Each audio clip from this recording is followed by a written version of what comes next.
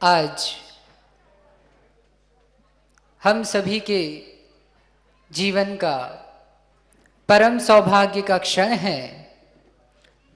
हमें देव शास्त्र और महामहिम महागुरु सद्गुरु आचार्य परमेष्ठी विशुद्ध सागर जी का चरण सानिध्य प्राप्त हुआ है। रायपुर वालों के लिए तो यह 4 महीने से यह सौभाग्य मिला, लेकिन हमारे लिए यह परम सौभाग्य का विषय है। जीवन में अनेकों क्षण आया करते हैं। आचार्य भगवान ने कहा, गुरु भक्ति संजमेणे तरंती संसार सायरम घोरम छिन्नति अट्टकंबम जम्बम मरणम न पाविंती। घोर अज्ञता को प्राप्त जीव भी सत्यार्थ बोध को प्राप्त कर, गुरु की शरण प्राप्त कर, घोर से घोर संसार को का नाश कर लेता है। आप सभी लोग यहाँ गुरु की दिव्य देशना सुनने के लिए एकत्रित हुए हैं। कहा है, तपस्वियों की स्तुति करने से यश प्राप्त होता है और जीवन भर यश का मिलना भिन्न विषय है। सदियों में ही ऐसे कुछ व्यक्ति जन्म लेते हैं जो मरने के बाद भी सहस्त्रों नहीं कोटि कोटि वर्षों तक लोगों के हृदय में निवास करते हैं। राम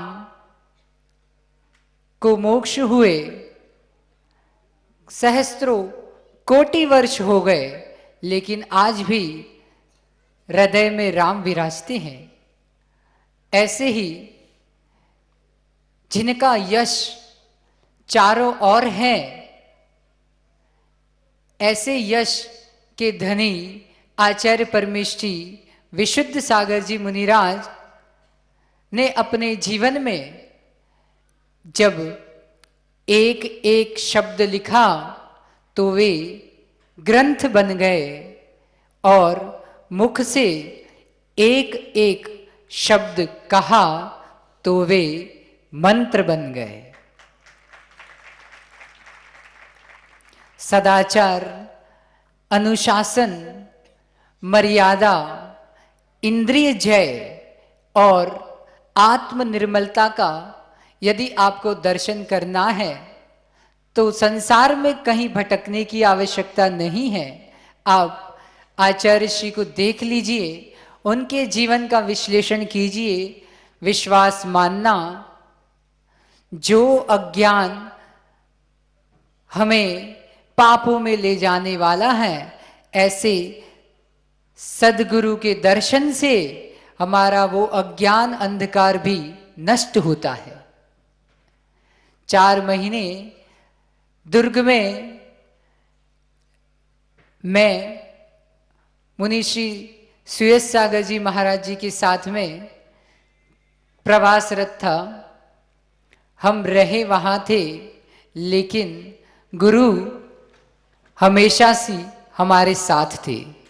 वहाँ पर देखो, जब आचार्य श्री 1997 में छतरपुर से दुर्ग वाले उन्हें विहार करके दुर्ग ला रहे थे, तो लोगों ने कहा कि कहाँ तुम इतने छोटे से मुनिराज को लेवाने के लिए इतनी लंबी दूरी से उन्हें विहार कराकर ला रहे हो। उन्हें क्या मालूम था कि यह छोटे से कद वाले, हमारे शुल्लक जी एक सूत्र बोलते हैं, कद लहान, यानी जिनकी लहान मूर्ति और कीर्ति महान, मूर्ति लहान पर कीर्ति महान, अर्थात जिनका यश सहज ही चारों दिग दिशाओं में व्याप्त हैं, जिन्होंने अपने कठिन अनुशासन और मर्यादामयी जीवन से अनेकानेक जीवों को मोक्ष मार्ग में प्रवृत्त किया, उनके ऐसे गुरु को जब दुर्ग में लाए तो देखना उनकी दूरदृष्टि। वे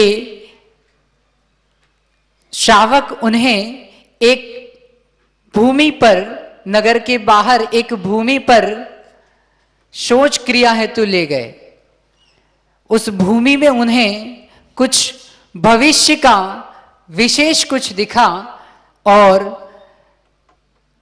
ये गुरु की ही दृष्टि होती है जो कंकर से शंकर बना लेते हैं। उस पड़ी हुई भूमि में उन्होंने ऐसी प्रेरणा और उत्साह प्रदान किया श्रावकों को कि आज दुर्ग में उस भूमि पर बहुत बड़ा नसिया तीर्थ खड़ा है। ये तो हुई अचेतन तीर्थों की बात। समझना वहां पर उसी वर्षावास में आचार्य श्री ने अचेतन तीर्थ का बीजारोपण तो किया ही, साथ ही अपने गूढ़ अध्यात्ममयी जीवन दर्शन प्रवचन से अनेकानेक तपस्वी रत्नों को जन्म दिया। उनमें से दो तो आपको यहां मंच पर दिख रहे हैं, मुनिश्री सुयस सागर जी महाराज और तपस्वी रत्न मुनिश्री आराध्य सागर जी महाराज। सोचो, हम कहते हैं ना, बच्चे को देख करके उनके कुल का भान होता है। जब ये सभी लोग यहाँ के श्रावक इन छोटे छोटे महान मुनिराजों की चर्या कराने जाते हैं, कहते हैं कि देखो कितने महान हैं ये मुनिराज। जब मुनिराजों में महान दिखा आप देख सकते हैं तो उन मुनिराजों के गुरु महानायक आचार्य परमेश्वर कितने महान होंगे। जैसे कोई मां स्वयं गीले में सोकर अपने नवजात शिशु को अच्छे से रखती है कि उसे कहीं सर्दी ना लग जाए, एक गर्भवती मां बच्चे की रक्षा के लिए वह मिर्ची मसाला नहीं खाती, खटाई नहीं खाती। क्यों? कि बच्चे को कोई तकलीफ ना हो। ऐसे ही गुरु होते हैं जो स्वयं कठिनाई भरा जीवन जी करके शिष्य समुदाय, श्रावक समुदाय को और साथ ही धर्म की अविरल धारा सदियों तक बहती रहे, ऐसा अपने एक जीवन में कर जाते हैं। ये सब आचार्य श्री के अनेकानेक गुणों का व्याख्यान तो संभव नहीं है, लेकिन इनके पास रहकर हमने यही पाया। कल आए, बैठे और तुरंत आचार्य श्री ने माहौल ही कुछ ऐसा बना दिया कि हम बैठकर ही हम सोचे कि अभी तो हम गुरु के, जैसे आप लोग कोई बाहर जॉब करते हैं और पिता के घर में आए तो कैसे एकदम से रिलैक्स फील करते हैं, ऐसे ही जब जब कितने भी दूर क्यों ना चला जाए शिष्य, लेकिन यदि गुरु का आशीष अनुकंपा शिष्य के साथ है तो विश्वास मानना उसकी उन्नति कहीं दूर नहीं है। और साथ ही गुरु हमें धर्म का सत्य और समाज के बीच में रहना और स्वभाव की साधना, ये कैसे करना, ये सब अपने अनुभवों से हमें वे सूत्र प्रदान करते हैं। चातुर्मास में कई बार ऐसे प्रसंग आए कि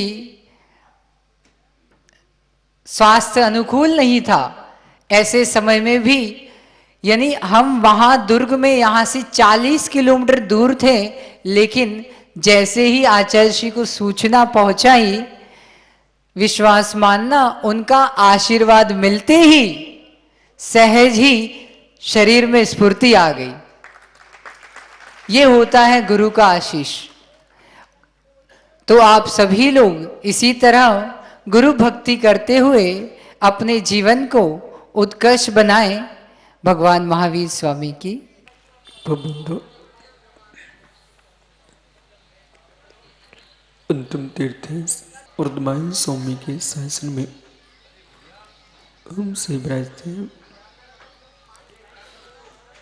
तीर्थंकर जैन की पीयूष देशना जिनेन्द्रवाड़ी मनीषियों जगत कल्याणी है। ये सर्वज्ञ शासन नमो सुशासन जयवंतो वितरा सर्वण संस्कृति। आचार्य प्रवर पदम नंदी मुनि महाराज ग्रंथराज धम्म ऋषाण जी में धर्म के स्वरूप की व्याख्या करते समझा रहे हैं। शब्दात्मक, क्रियात्मक, भावात्मक, ज्ञानात्मक, स्वभावात्मक, इन धर्मों को समझना चाहिए। शब्दात्मक जो धर्म है वो सर्वत्र सदृश है। उस शब्दात्मक धर्म से लोग प्रभावित करते हैं और धर्म शब्द का प्रयोग करके कुछ कल्याण करा देते हैं, कुछ अकल्याण करा देते हैं। शब्दात्मक धर्म से प्रभावित होकर के किसी के मार्ग पर चलना प्रारंभ नहीं करना। हर व्यक्ति धर्म शब्द का प्रयोग करके मोक्ष मार्गी बना दे, ये नियत नहीं है। धर्म शब्द का प्रयोग करके कितने जीव संसार में नरक और निगोद की यात्रा करा देंगे। इसलिए कभी धर्म शब्द सुन के प्रभावित तो होना मत, कभी भी मत होना। धर्म शब्द सुनते ही किसी ने कहा धर्म, लिखा था पुस्तक पर धर्म, धार्मिक पुस्तक, खरीदने मत बैठ जाना। धार्मिक पुस्तक लिखा, खरीद लिया, लेकिन घर में लेके रखा, उसमें मित्र जीवों के टुकड़े करने की बातें लिखी थी। सुराह सुंदरी का पान करो मोक्ष मिल जाएगा, ऐसा लिखा था। यावत जीवम सुखम जीवित ऋणम कृत्वा घृतम पिबेत भस्मीभूत देश पुनरागम कुता। जब तक जियो सुख से लियो, खाने को घर में कुछ ना मिले तो अजमेरा जी ऋण लिखे के पियो। जिनमें ये लिखा हो कि मदिरा पान करने से शुद्धि होती है, धन्नो जैन दर्शन, जिसमें शराब की शीशी सोने छूने में स्पर्श करने में पाप कहा गया है, वो कैसा धर्म है जहां कोई व्यक्ति अशुद्ध हो जाए, पाप हो जाए, उससे कोई दूसरा अपराध हो जाए तो शराब की टंकी में स्नान करने से पवित्र होता है। आप आश्चर्य मत करना, ऐसे लोग हैं देश में, विश्व में।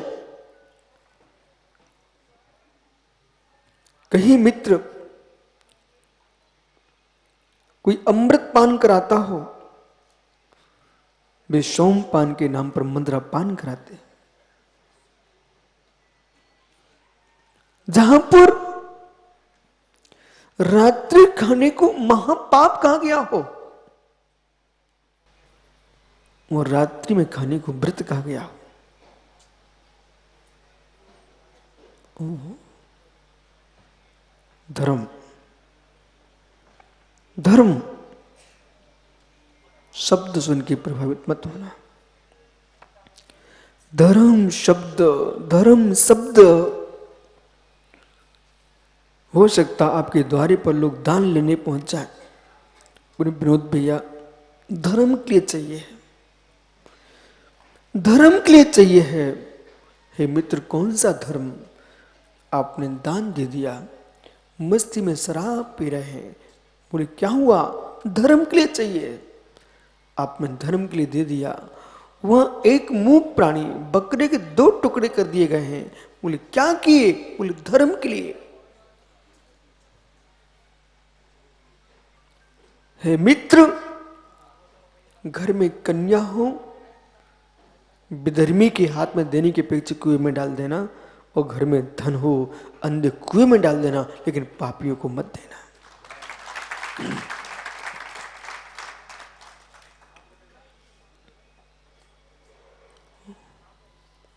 जिसके देने से मेरी दुर्गति हो जाए, वो धर्म कैसा? यदि कांचलीवाल जी, दिलीप भैया, कोई व्यक्ति तुम्हारे द्वार पर आया, बोले चंदा दे दो, यानी चंदा तो दे दूंगा, आप रोटी बना के खा लो, मैं देता, पर मेरे द्रव्य का प्रयोग, मेरे द्रव्य का प्रयोग, जो द्रव्य मैंने कैसे मेहनत से ईमानदारी से कमाया है, वो मेरे द्रव्य से मुर्गा मुर्गी बकरा बकरी मछलियां खरीद करके उसे तुम मुख में रखोगे। हे मित्र, मैं कौन सा पापी जीव हूं? हे प्रभु, ये कौन सा पाप कर्म का उदय आ गया तो मेरा द्रव्य वहां जाने वाला है? वो धन मेरा दिन, धन मेरा द्रव्य, धन मेरे प्रणाम, जो किसी दिगंबर मुनि के हाथ में ग्रास रखा जाए और जो ग्रास सिद्धालय की ओर ले जाए।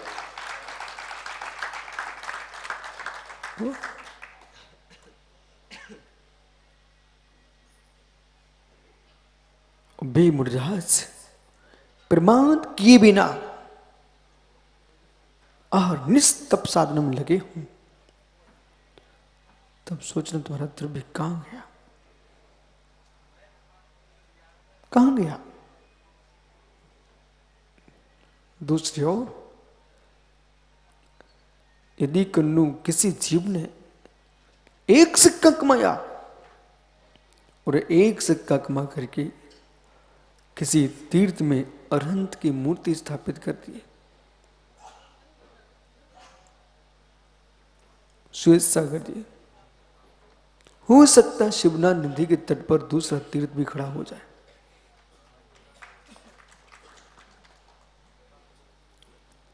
पर यदि रब्बी सेट्टी किसी पुरुष ने 1 अरहंत की प्रतिमा स्थापित किए, वो प्रतिमा जितने वर्ष तक रहेगी उतने वर्ष तक तुम्हारे द्रव्य ने तीर्थंकर अरहंत के शासन को स्थापित किया है।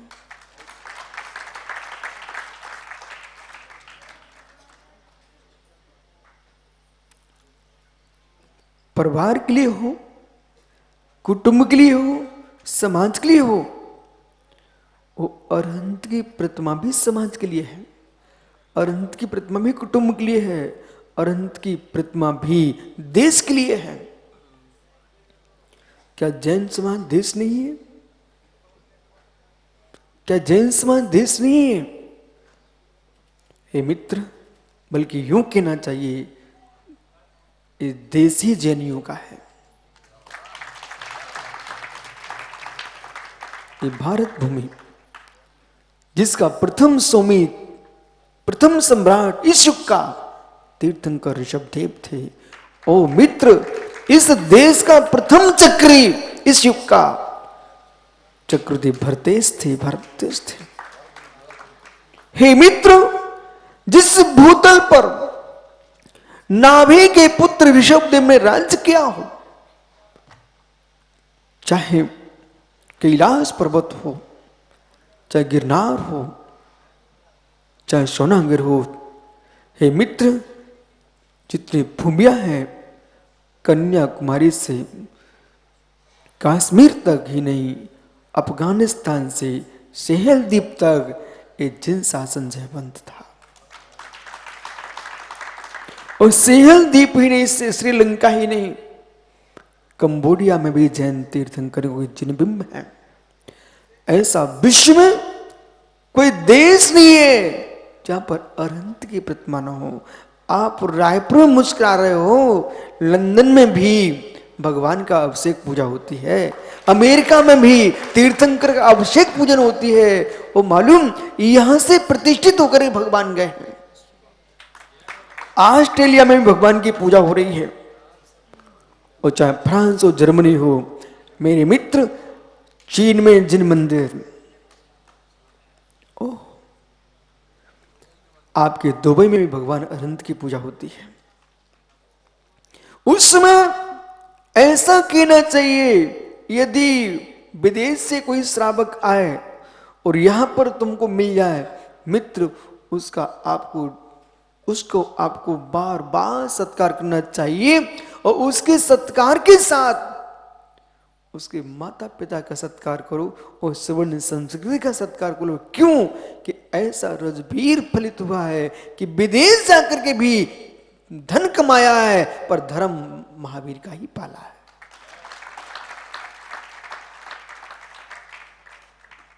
जितने बालक बालिकाएं चाहे देश में हो विदेश में हो, उन सबको सीख दे के भेजना कि बेटा अकलंक बन के जाना, अकलंक बन के आना, अकलंक बन के जाना।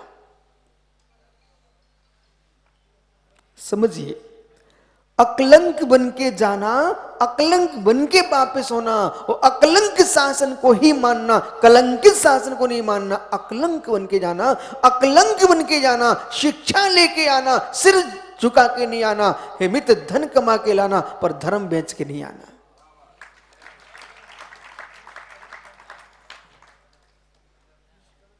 इसलिए छुल्लक जी, हम अकलंक शासन में जीते हैं, अकलंक शासन में जीते हैं। जिन लोगों को तत्व का ज्ञान नहीं है, वे शासनों के विरोध में खड़े होते हैं। क्या तीर्थंकर महावीर स्वामी का शासन, जिन शासन अकलंक शासन नहीं है, तो क्या कलंकियों का शासन अकलंक होगा क्या? जिस शासन में कलंक से, कर्म कलंक से रहित हुआ जाता है, वो जिस शासन का नाम है अकलंक शासन।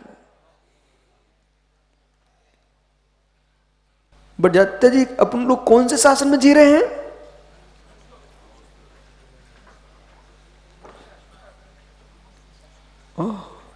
जहां जीवों के वध किए जाते हो, सुरा सुंदरी के सेवन को मोक्ष कहा जाता हो, ऐसे कलंकी शासन में हम लोग जी रहे हैं क्या?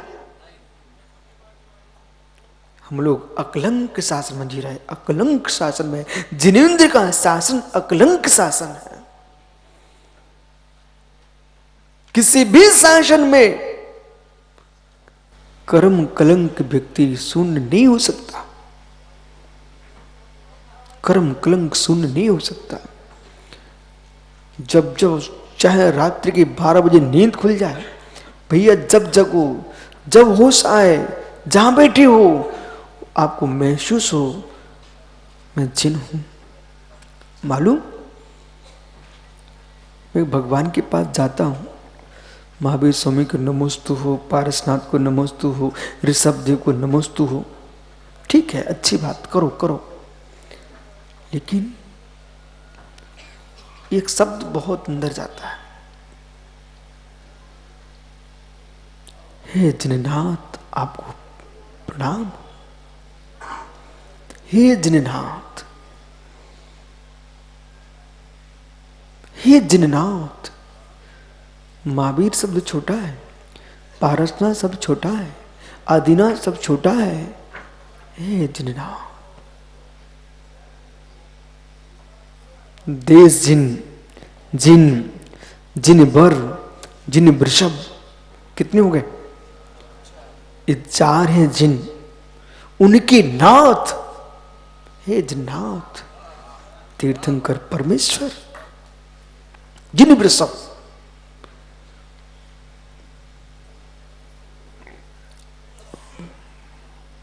आप लोग जिन हो ना, बढ़ जाते जी, जिन हो। हाँ, जैन तो हो, जिन हो कि नहीं?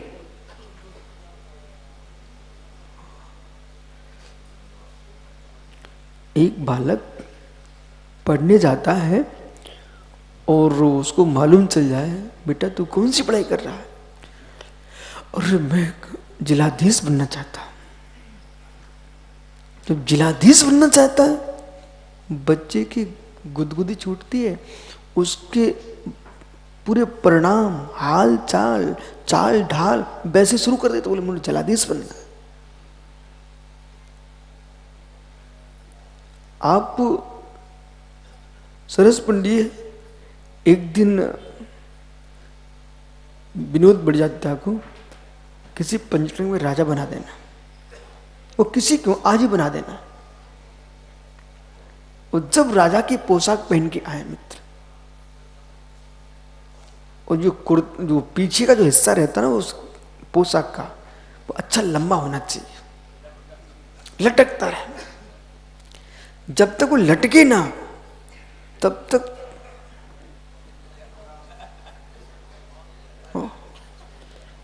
और मुकुट बहुत ऊंचा, और जब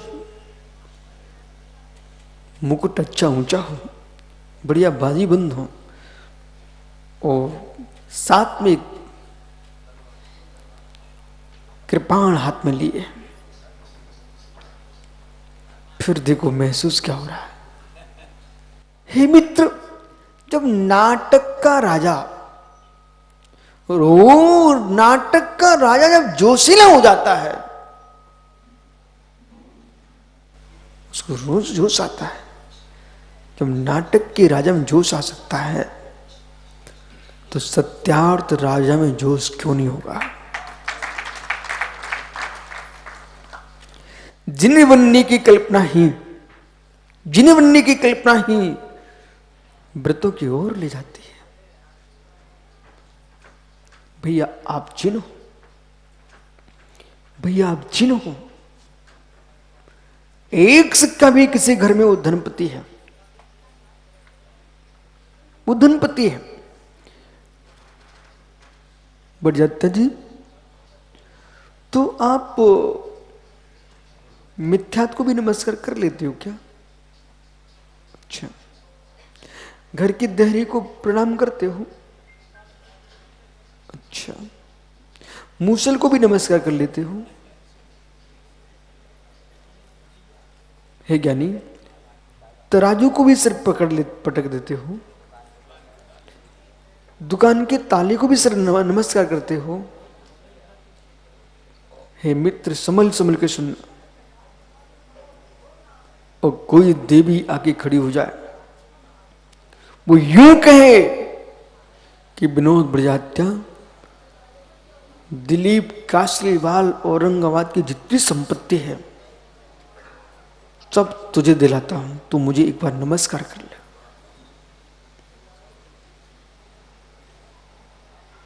कासलीवाल जी, दिलीप भैया, विनोद बड़जात्या के रायपुर में जितने संस्थान हैं, जितनी भवन भूमियां खड़ी हुई हैं, ये सब तुझे मिलने वाली हैं। एक देव आया, कहता मुझे नमस्कार कर लो, सब मैं तुझे देता हूं। तैयार हो? ये ऐसे कर रहे कि ऐसे कर रहे, तो पता नहीं चलता महाराष्ट्र में ऐसे ना के हाँ के बोलते हैं।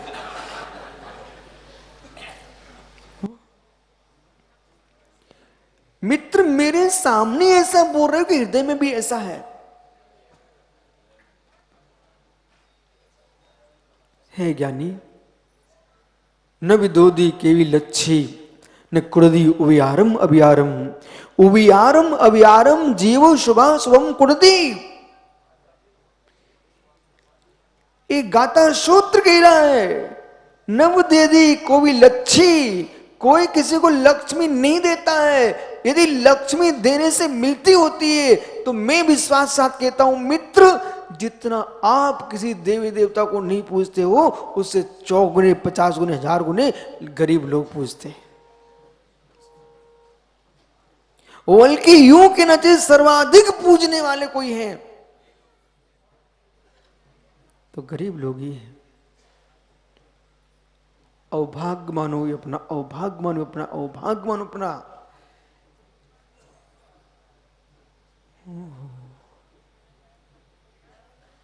सम्यक दृष्टि के चरणों में, यहां सौदर मंदिर कहां गया? ये सौदर मंदिर है मित्र। जितने दिन तक अपन है तब तक तो पोशाक में रहो। ओह सौदर मंदिर, कुबेर कहां है?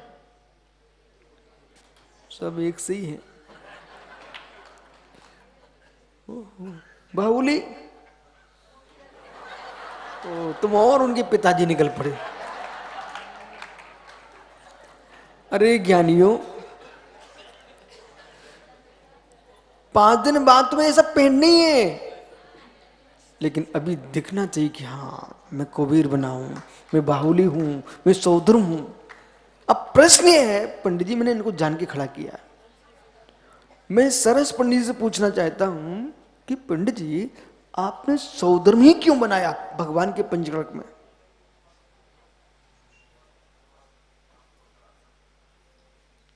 प्रश्न करो, फिर मैं आगे की बात करता हूं। आपने सौदर में ही क्यों बनाया? देवों का स्वामी है, देवों का स्वामी है सौधर्म, देवों का स्वामी सौधर्म, वो भी प्रभु के चरणों में खड़ा है। हे मित्र, हे मित्र, जो देवों का स्वामी भी जिनके चरणों में सिर टेकता है, उन देवादेव के चरणों में सिर टेकता है।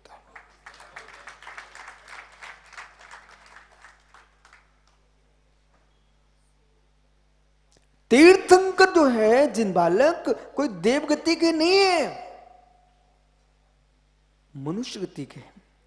सभी त्यागी वृत्तियों से कहना है भगवान को कोई अलग गति का मत बोलना, आप मनुष्य गति का ही बोलना। इसमें रहस्य श्वेत सागर जी, भगवान को मनुष्य कहना, मनुष्य सामान्य मनुष्य बोलना। मनुष्य एक मानवीय उत्कर्ष, एक मानवीय उत्कर्ष। मनुष्य के पास कितनी सामर्थ्य शक्ति है कि मनुष्य जब संजय नायक बहता दूध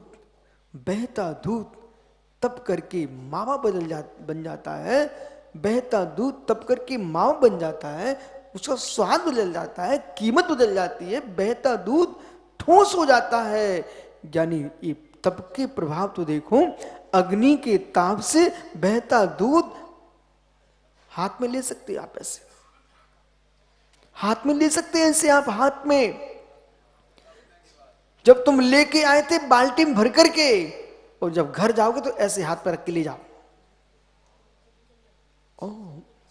जब अग्नि के ताप से मावा बन सकता दूध, तो ज्ञानी तपस्या के ताप से मानव महामानव तीर्थंकर भगवान बन जाता है। ये तप की महिमा है भैया। भगवान जनिंद्र देव ओजस तेयो विद्या वीर वियो सुनाथा महाकुला मानर्ता मानव तिलका भवंति दर्शन पोता। भवंति दर्शन पोता, जो सम्यक से पूत है, समंजक से पवित्र है, ऐसा जीव ओजवान तेजवान वीरवान बलवान मानव तिलका, मनुष्य में तिलक होता है। कौन? सम्यक दृष्टि। उस सम्यक दृष्टि के चरणों में देव भी आकर के सिर टेकते हैं। तीर्थंकर के माता पिता तो तीर्थंकर नहीं है ना, लेकिन भगवान गर्भ में आए, जन्म तो बहुत दिन बाद हुआ, ये देवी देवता आकर के भगवान के माता पिता की सेवा में लग गए। ये क्या महिमा है सम्यक की। भैया बरजात्या जी, घर की देहरी के पैर पड़ो ना पड़ो, लेकिन मंदिर की देहरी के पैर पड़ लिया करो। बोले क्यों गुरु जी? इसलिए करो ना, जिस मंदिर की देहरी के भीतर भगवान विराजे हैं वो देहरी पूज्य हो जाती है। तो मित्र, भगवान का जन्म बाद में होता है, तीर्थंकर के माता पिता का सम्मान प्रारंभ हो जाता। बोले क्यों? मंदिर की देहरी पहले से पूजने लगती है।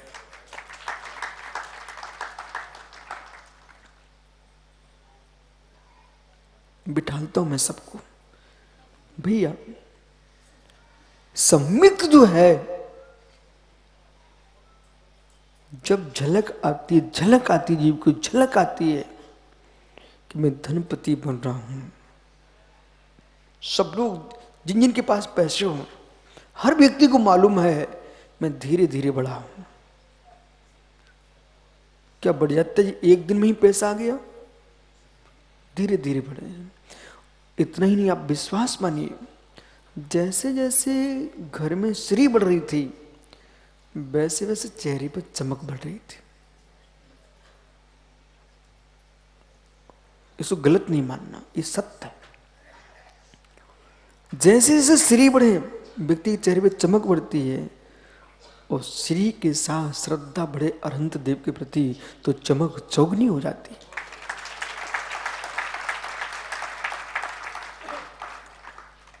जितने पुण्यात्मा जीव हैं क्यों मुस्कुराते रहते, चमकते रहते इनके गाल? बोले क्यों? पुण्य करके आए हैं, श्री आई है, सम्मान मिलता है, यश मिलता है। यदि किसी व्यक्ति को पूरी आयु देखना हो तो बस ऐसे काम करे जिससे कीर्ति मिले, कीर्ति मिले। यश मिलने से 4 दिन क्या 50 दिन खाना को ना मिले तब भी शरीर मस्त होता है। यश मिलना चाहिए, यश मिलना चाहिए। माता आपने 10 दिन के व्रत किए और पति बोल दे, बोले पगली है, भूखिन पड़ी है, ऐसा बोल दे, सो बेचारी की उपास में जितनी नहीं थकी थी ना, उपास के पति ऐसा धर्मात्मा मिल जाए, वो यूं कहे पड़ोसी में जाकर के, मेरा जीवन तो धन्य हो गया, मैं कुछ नहीं कर सकता हूं, लेकिन मेरी धर्म पत्नी इतनी उपवास कर रही है, उसके पुण्य से हमारा काम चल रहा है। मालूम, अब वो 10 करने वाली 20 करेगी। उसको आपने बिना घी खिलाए, बिना दूध पिलाए, बिना रबड़ी पिलाए आपने इतनी ताकत दे दी है, अगले साल वो कहेगी सोमी आज मेरा मन करता 16 कांड कर लूं। हो। अरे भाई, जब पंप की हवा में इतनी दम है कि ट्रक के ट्रक, टन के टन जब बोझ ढो सकते हैं, तो मेरी मित्र प्रशंसा की हवा में इतनी दम है कि लोग महातपस्वी बन सकते हैं।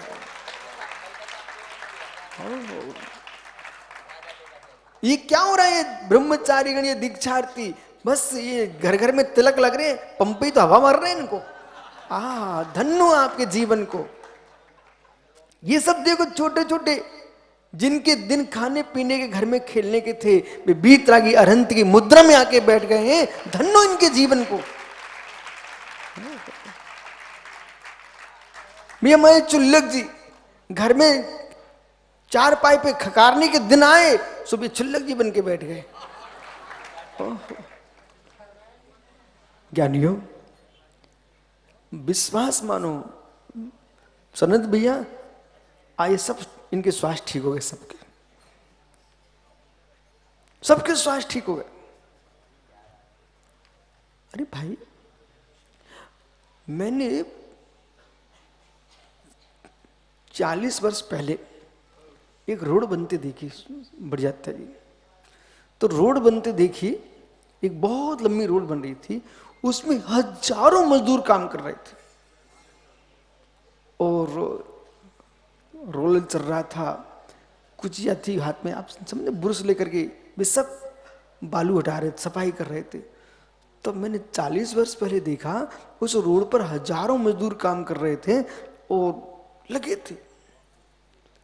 लेकिन अभी रोड बनती मैं अभी भी देखता हूं, अरे मेरा जीवन ही क्या है? ये तो मंदिर में जाता है, रोड पे जाता है। दोस्तों जी, अपना जीवन क्या है? देखो, या तो मेरा प्रवचन हाल में जाता समय, या जिनाले में जाता है, अपने कच्छ तो अपने ही नहीं है कहीं, या फिर सरकारी स्कूलों में जाता है, रात्रि स्कूल में निकलती है और दिन रोड पर निकलता है। इसलिए मैं मुस्कुराता रहता हूं। एक पंचरण पूरा नहीं हो पाता है और दूसरे के लिए सिर पर चढ़ जाते हैं। अब वो रतलाम वाले आ गए, देख लो, और 2024 का बैनर टांगे ले आए हैं। ज्ञानी,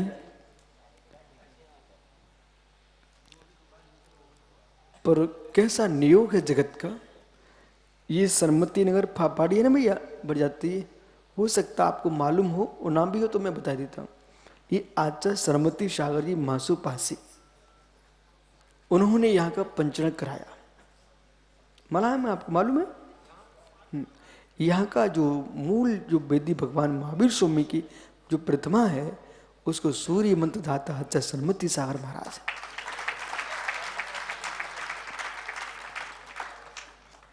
जितने अब ये सरमती नगर नगर थोड़ी बचा। जब मैंने सुना है कि कोई 2-3 बार विधायक बन जाए तो बस उसकी मंत्रिमंडल में ले जाते ना आप। जिस भूमि पर ये तीसरा पंचरण चल रहा है ना, तो है चौथा पंचरण चल रहा है। जब चौथा पंचरण चल रहा है तो मेरे मित्र अनंत चतुष्टय का प्रतीक तो वैसे ही हो चुका है। इसलिए अपने आप में अब इस तीर्थ भूमि और उसमें पूरे में नक्शा बना के दिखा दो, वो काम चल रहा है। ज्ञानी अंदर ही अंदर कर रहा है। और जब लोग आए तो ऐसा नक्शा बनाओ, बोले एक और पद्म प्रभु स्वामी की टोंक है, तो कहीं पारसनाथ स्वामी है, कहीं चंदा प्रभु स्वामी है। मालूम जो वृद्ध शिखर जी ना जा पाए तो कहीं गिरनार के नेमिनाथ स्वामी है। एक नेमिनाथ जिनाला और अजित कहां गया ज्ञानी? आप कौन से भगवान विराजमान कर रहे हो? मुनि सुब्रतनाथ, बहुत बढ़िया। तो मुनि सुब्रत की टोंक से नीचे उतरते ना, फिर बीच में मिलती है शिखर जी में। ऐसे एक एक कोने में 24 तीर्थंकर के 24 जिनाले खड़े कर दो तुम राजधानी में। ये चिंता मत करना। बोले गुरुजी पूजा कौन करेगा? अरे कोई नहीं करेगा, कोई नहीं करेगा तो कोई तो करेगा। भले वे बदल करके म्यूजियम में क्यों न रख लें, हम तो खुश हैं हमारे भगवान म्यूजियम में है।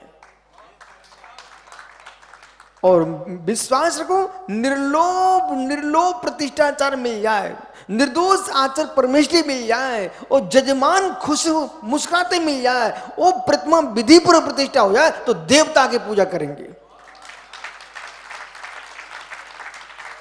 यजमान के पास संपत्ति होना चाहिए, क्लेश का धन नहीं होना चाहिए, और प्रतिष्ठाचार मंत्रवादी होना चाहिए और निर्लोभ होना चाहिए। और जो आचार परमेष्टि है वे अपने चारित में आनंदित होना चाहिए। उस मेरे मित्र सारे लोग मुस्कुरा के प्रतिष्ठा देखने आएंगे। वास्तव में प्रतिष्ठा तो यही है, जहां प्रतिष्ठित लोग आ जाए उसका नाम प्रतिष्ठा। जहां पर प्रतिष्ठित लोग आए वो प्रतिष्ठा। इसलिए सुधीर भैया, जिस प्रतिमा के अंदर सुवेश सागर जब सूर्य मंत्र देने जाओ ना उधर आप, तो पहले स्वयं को सूर्य मंत्र दे देना। और जो ज्ञानी आचार्य परमेष्ठी मुनि महाराज जिस प्रतिमा को संस्कार दें, वे संस्कार पहले स्वयं पर भी करें। ये आगम का आदेश है। माना कि मंत्र कन्यास करने के लिए तुरंत सलाका के पकड़ के लिखने लग गया, वो कुछ नहीं असर पड़ेगा। पहले बैठ करके ध्यान करो। वो अपने शरीर पर प्रत्येक मस्तिष्क से लेकर के, सिर से लेकर मस्तिष्क से लेकर के पूरे अंग अंग पर बीजाक्षर लिखो। स्वयं को अनंत का रूप देखो। इसके बाद जब तुम स्वयं प्रतिष्ठित हो जाएंगे, फिर तुम्हारे हाथ से जो मंत्र होगा वो तंत्र बनेगा।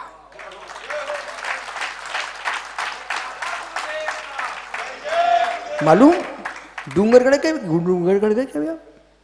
डूंगरगढ़ अपना छत्तीसगढ़ डूंगरगढ़, यहाँ पर भगवान चंद्रप्रभु स्वामी की प्रतिमा है, लाल पत्थर की। देखा आपने? उन श्री जी को मैंने इतने मंत्र दिए, इतने मंत्र दिए, इतने मंत्र दिए।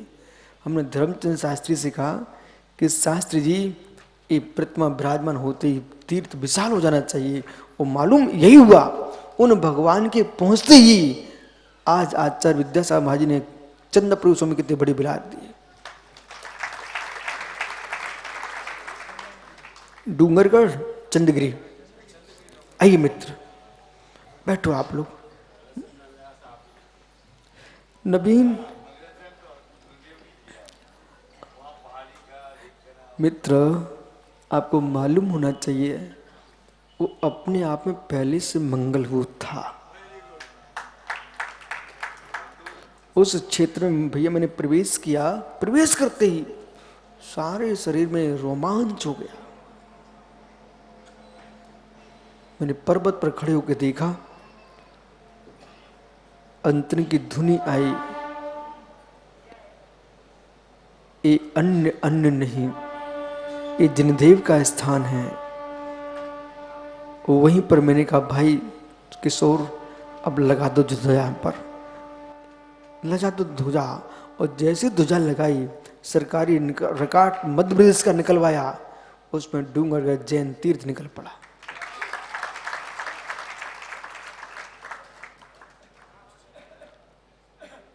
उद्देश्य प्रदीप ये नहीं होना चाहिए कि विशुद्ध सागर विराग से विद्यासागर, नहीं, बिल्कुल नहीं। उद्देश्य ही होना चाहिए अरहंत का शासन जयवंत हो।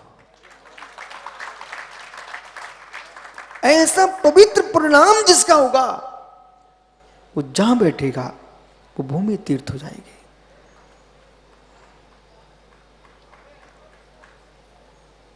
क्या हो गया?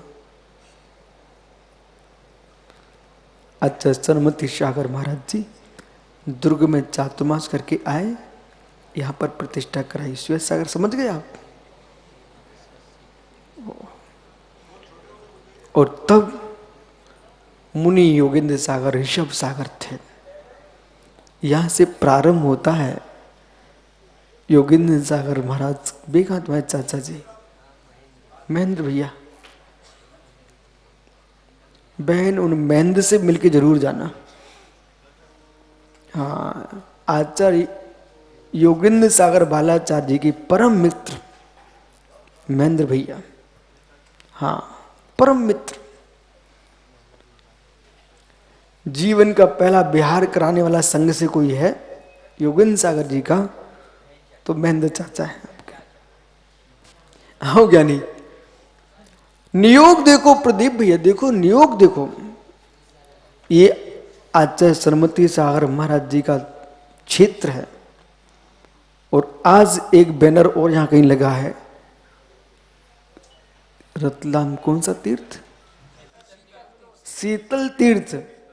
तो आचार्य महाराज के शिष्य का तीर्थ के लिए भी वे विशुद्ध सार को लेने आए हैं। मैं तो यही सोचता रहता हूं, ये दुनिया में है क्या? सरमती सागर सिंगरत वालों ने इतने तीर्थ बनाए, मालूम वो सबके पंचरण कराने के लिए विशुद्ध सागर पहुंच गए। आचार्य योगेंद्र सागर महाराज ने रतलाम के पास में शीतल तीर्थ बड़ा सुंदर स्थान बनाया, लेकिन नियोग देखो। इसलिए मुझे तो परम विश्वास और बढ़ता चला जा रहा है, कट्टर विश्वास हो चुका मुझे तो। आप मानो ना मानो, महावीर बाकी वाला है क्या? यानी मानो ना मानो, स्वीकार करो। यदि आपके घर में कोई मुर्राज आहार लेने आए हैं, उनका हिस्सा था तुम्हारे पास, उनका हिस्सा था आपके पास, वो कर्जा तो आपके पास जरूर होगा, तभी तुम इतना राग रखते हो। इतना राग रखते इसका मतलब क्या है? कोई पूर्व के संस्कार होंगे, इसलिए आप, तुम्हारे घर में मुर्राज आहार लेने आए हैं और आपने भक्तिपूर्वक उनको आहार दिया है। गद्य विश्वास मान, यदि तू इनके घर में ससुराल है तुम्हारी,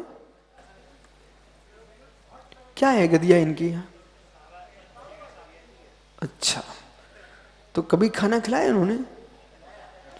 इनसे कह देना जीजा जी कोई ऐसा नहीं है हमारा था समय आ गया। ठीक है, मैं तो कभी ऐसा मानता नहीं हूं। वो एक बार औरंगाबाद में अजमेरा दिलीप के मेरे आर हुए, ये दोनों मुस्कुरा रहे, बैंड बजा रहे, नाच रहे। हमने कहा नाच लो, पूर्व का कर्जा उतार लो। बोले कैसे महाराज जी हैं? बड़े जी, दुनिया के महाराज होते तो आपके गले में माला डलवाते। आपने चौका लगाया, आहार कराया, बैंड बजाए, और महाराज ने प्रशंसा भी नहीं की, उल्टा क्या बोल दिया, मित्र जो कर्ज रखा था सो उतार ले। इसमें कोई शंका नहीं है, ऐसा ही है। हर व्यक्ति के दाने दाने पर लिखा है खाने वाले का नाम।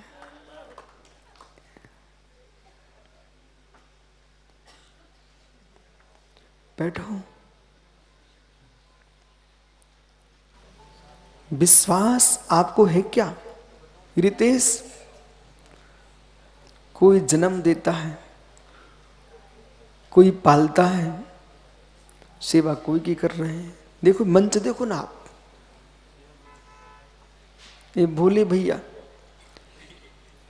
वृद्ध मां को इसकी जरूरत है, वहां सेवा करना चाहिए। वृद्ध मां को इसकी जरूरत है, वहां जाना चाहिए। लेकिन जा कैसे सकते हैं? नियोग जहां होगा बेटा, सेवा उसी के करोगे।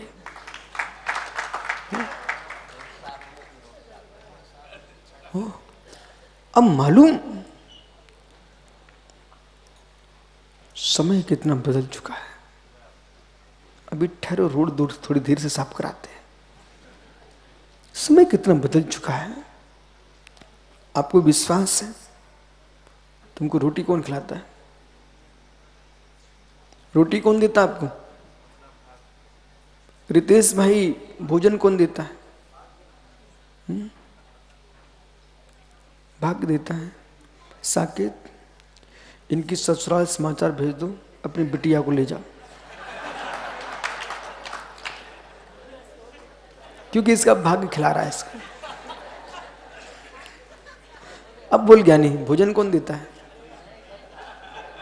हैं? भोजन कौन देता है? क्या बोल रहा है?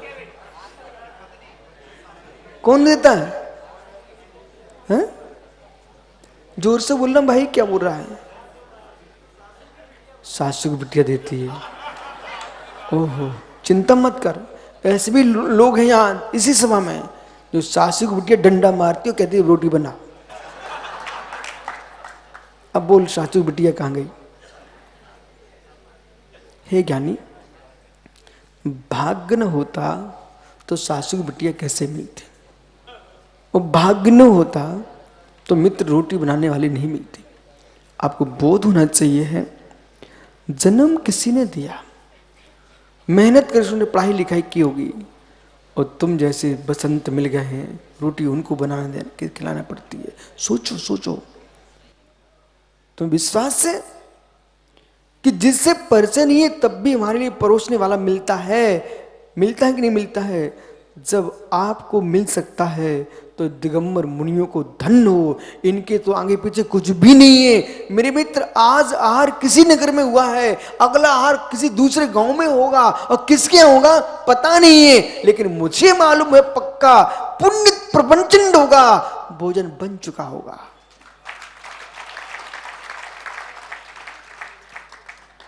क्यों बिलखते हो? वो भाग्य जिस दिन काम नहीं आता, जिस दिन भाग्य नहीं होता है ना, तो थाल सजे रहते हैं, बालचंद जी इतने बड़े आ जाते हैं।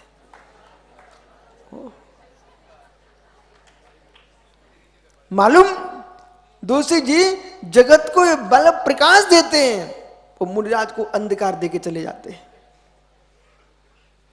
आहार को खड़े हुए, कोई सज्जन का हमने चटका दिया, बैठ गए लोग।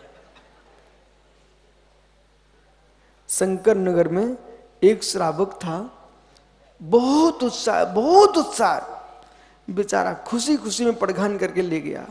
आहार शुरू हो गए, पीछे से कोई श्रावक बेचारा इतना टकराया, बोर्ड पे सिर लगा उसका, उसने प्रकाश कर दिया। हैं? गोलू के घर पर, सुधीर घर पर नहीं, यानी तो वो बेचारा इतना उसने सोचा कोई काम बिगड़ ना जाए, तो उसने तो बंद किया, वो बंद किया तो और चालू हो गया। उसका दोष नहीं था, न गोलू का दोष, न बटन चटकाने वाले का दोष। सत्य यह है, जो लेने गए थे उनने किसी को चटकाया होगा, उसका फल सामने आ गया। कर्म सिद्धांत को मानिए, और जब जब दोष जी ऐसे दिन आए तो क्या सोचना। कार्तिक स्वामी ने, अब इन ग्रंथों के नाम नोट कर लिया करो। वैद्य जी आ गए क्या? वैद्य जी कोठारी, वैद्य जी कितने दिन से सभा सुनी पड़ी थी। कोठारी जी, यदि दोषी जी से आपने 1 करोड़ द्रव्य लिया है तो वापस करने में आपको रोगे कि हंसोगे?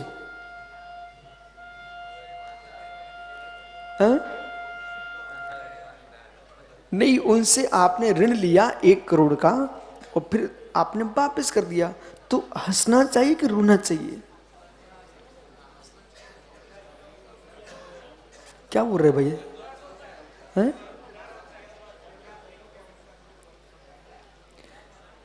जिसको मैंने लिया था उसका वापस दे दिया, तो मुस्कुराहट आएगी कि नहीं आएगी?